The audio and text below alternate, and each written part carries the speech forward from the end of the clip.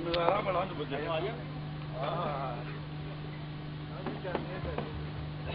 ਮੁੰਡੇ ਤੇ ਪਾਣਾ ਚਾਹੀਦਾ ਸੀਗਾ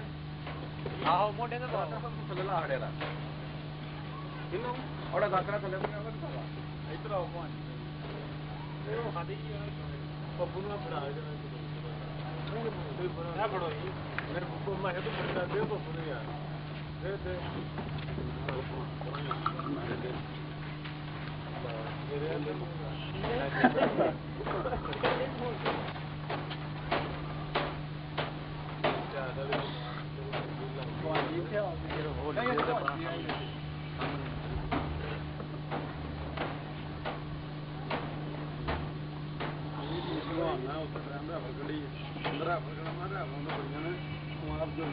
ਤੇਰੀ ਕਮੀ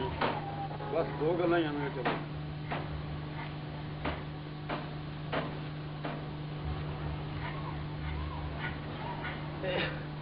इधर आओ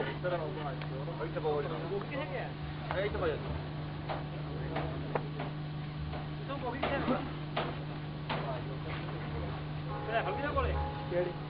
ਜੋ ਤਾਂ ਬਹੁਤ ਸਾਰੀ ਹੈ ਉਹ ਕਰ ਲਓ ਜੋ ਚਲੋ ਠੀਕ ਹੈ ਕਰੋ ਜੀ ਉਹਦਾ ਕਾਕੇ ਪਾ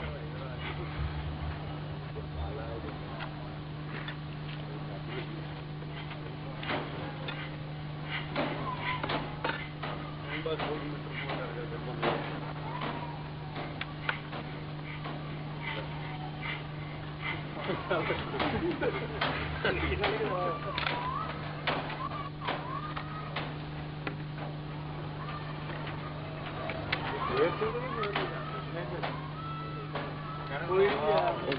ਉਹਨਾਂ ਸਾਰਾ ਖੁੱਲੇ ਦੁਬਾਰਾ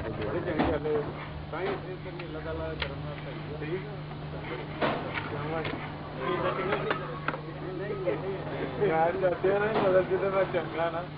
तो लम्बा खुश हो गया था तो लम्बा तेरे लम्बे यार तू कर रहा है असला मेरी जेब असला में लाके आए कपड़े पानी जाना पे वो उधर पर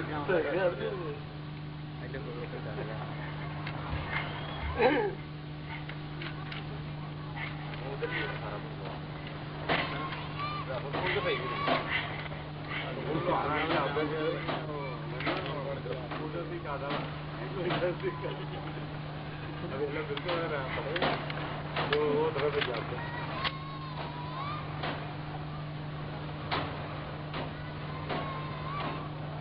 थोड़ी मकान की भी आ जाओ इधर आ जा वो फिल्म बनाना अल्लाह फाड़ के मारा मार ये किथे आए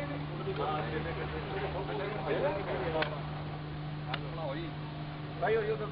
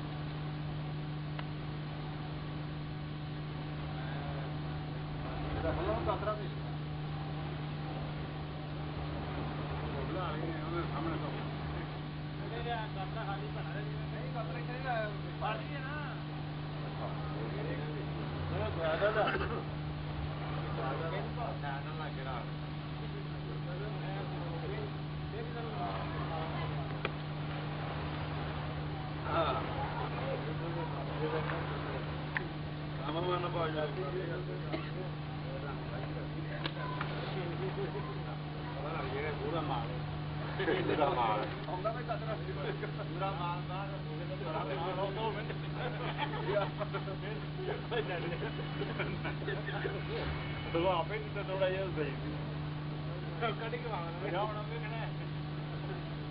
काटना भी कड़ी के मांगना नहीं हां भैया यार तो आयो ना तू ज्यादा नहीं मांगो अपना दे को खाना और अपना फड़ के सारे दूसरे में ले हां बड़े सलाह है मैं ना सुना करो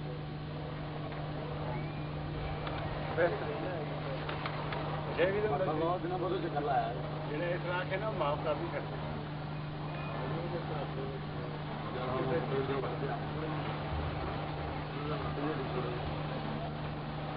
ਤੁਹਾਨੂੰ ਦੇ ਰੰਗ ਥੋੜਾ ਲੈ ਕੇ ਨਹੀਂ ਆਇਆ ਉਹਨੇ ਬੋਤਲਾਂ ਦੇ ਨਾਲ ਫੈਕਟ ਵਾਹ ਨਵਾਈ ਮੇਰੇ ਨਾਲ ਹੀ ਖੰਡਾ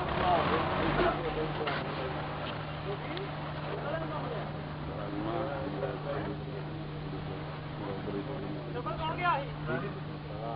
ਮਾਰ ਦੇ ਨਾ ਬਹੁਤ ਮੈਂ ਕੱਲ ਨਾ ਦੇ ਮਾਰ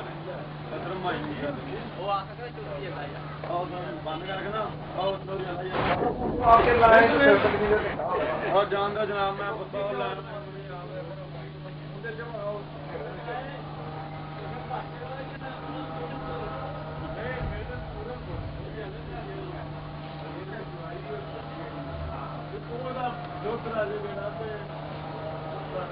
ਬੜੇ ਚੰਗੇ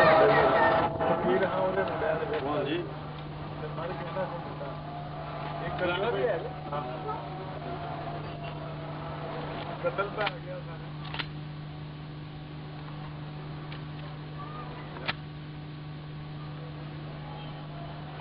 ਸਾਰੀ ਬੜੀ